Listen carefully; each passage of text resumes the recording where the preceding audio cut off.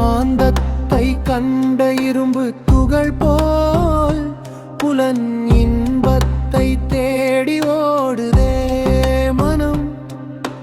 மாயை உலகினை மாயை என்றுணர்ந்து மாசற்ற ஞானம் பெறுவாய் நிதம்.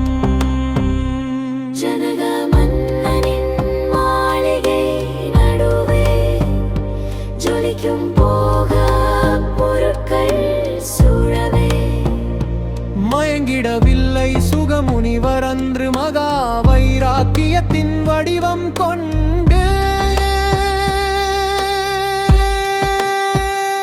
சிற்றின்பப் பாதையை வென்று நீயும் பேரின்ப வீட்டினை அடைந்திடவே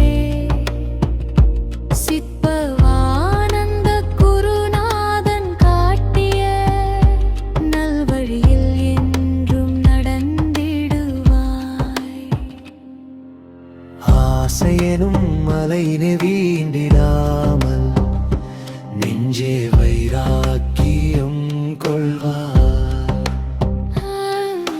பாசவலைகளை அறுத்து எறிந்து பரம்பொருளின் பாதம் புகுவார்.